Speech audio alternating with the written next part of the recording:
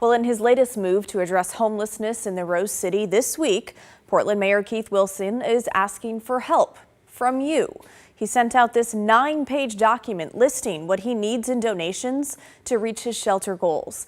The mayor is trying to open 1,500 new emergency overnight shelter beds by December 1st to end unsheltered homelessness, an ambitious and lofty goal. With about 3 months to go, he's at 630 beds opened. The latest beds opened this week in the Pearl District at this shelter on Northwest Northrop Street. It has been met with major pushback from the neighborhood. Over the weekend, someone even went as far to tag it with graffiti, spray painting messages targeted at the mayor. On the first night, 13 homeless people stayed there. It currently has room for 40. But let's get back to his ask of you. In an email to subscribers this week, he asked for help for everything from volunteering to work in shelters, furniture, food, vehicles, even money. Well, this isn't sitting right with Portland City Councilor Loretta Smith. We caught up with her today. Well, I immediately thought that we just passed a $9.8 billion budget that has services for homeless folks, and now we're asking for additional money. I think it's great because it's a huge problem. But I think that we have already asked our residents and our neighbors for as much as they can probably bear right now. Now, Councilor Smith represents District 1, which includes East Portland. She points to the fact that Portlanders are already facing raised utility rates and parking fees and high taxes.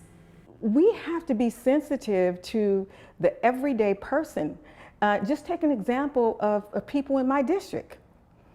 They make a salary of $60,000 a year. They can't afford to give anymore. Councilor Smith wants to see the mayor enforce the city's rules around homeless camping before asking the community to step in. The mayor should be implementing the camping ban. Until he starts implementing the camping ban, he should not ask the community for additional money. A spokesperson for the mayor's office tells us since his election, Portlanders from across the city have reached out to ask how they can get involved. This week, we provided the opportunity. We all have something to contribute, from a bag of snacks or an hour of our time to larger, more transformational gifts. Councilor Eric Zimmerman, who represents District 4, which is downtown Portland, chiming in tonight, saying, "I'm not so sure why or to what end the mayor is asking Portlanders for more. A snack pack or an hour of volunteer time is not what our city is lacking. We are an $8+ billion organization. Portlanders have already given enough through their taxes, including Metro's supportive homeless services tax. The mayor has the tools and authority to enforce camping laws and fill the vacant shelter beds. What's needed now is follow through. Create the additional shelter spaces the council has already funded, enforce camping and drug laws, and clean up the trash that surrounds street living." Now, this week, the mayor's ask also came with a warning that if Portlanders don't, quote, work together by volunteering and donating, then the Trump administration could step in by sending the National Guard. The idea that Donald Trump will come and put the National Guard on the residents of Oregon if they don't donate to our homeless shelters, that's ridiculous. If Donald Trump comes here, he's going to come here and deal with the unsanctioned camping that's going outside because the mayor refuses to implement the camping ban.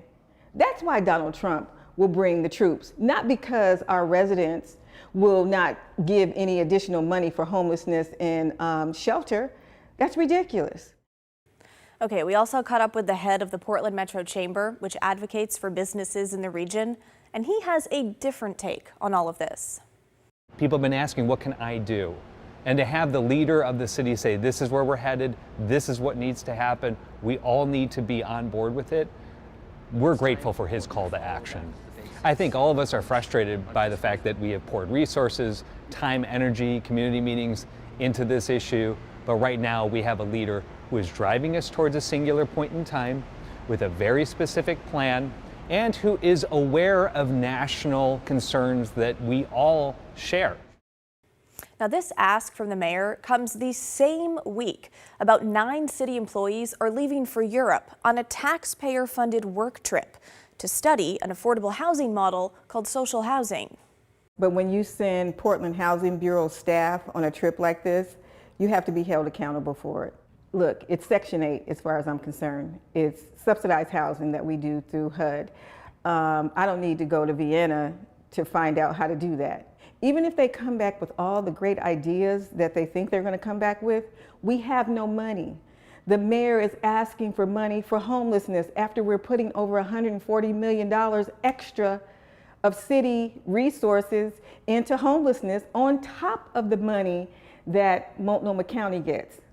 Now, we have to make it make sense, and none of this stuff makes sense to me.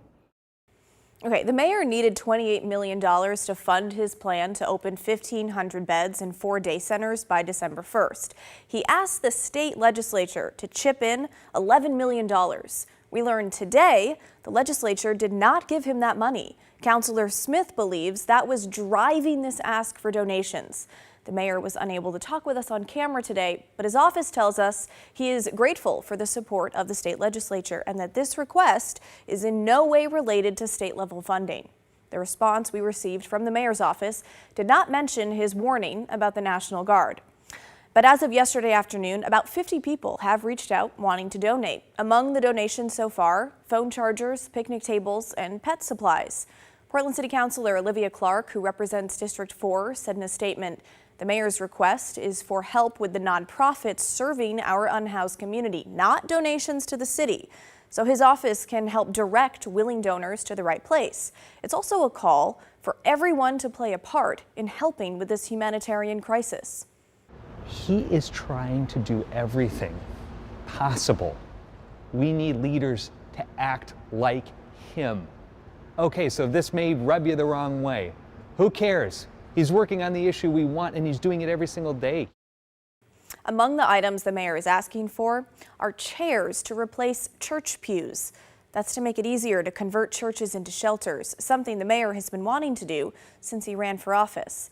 A viewer named Catherine wrote into us about that idea, saying in part, why is Mayor Keith Wilson asking for worship chairs? Does he understand that churches don't want homeless people wandering inside their buildings looking for something to steal? This is the strangest request I've seen from a civil government official. That's not the public's issue. He asked for $28 million to do this whole thing around shelters, and that including the pews.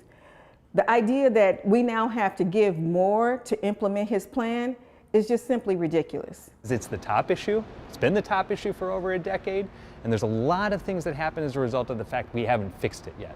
So let's get behind this guy, give him a shot. He said December 1st. Here's one more tool in the toolkit. Let's get on board, or if you don't like it, guess what? Don't volunteer. There's a shocking message. Okay, talk to us. What do you think about the mayor's ask for help? Do you agree with Councilors Smith and Zimmerman that he's asking too much of the community?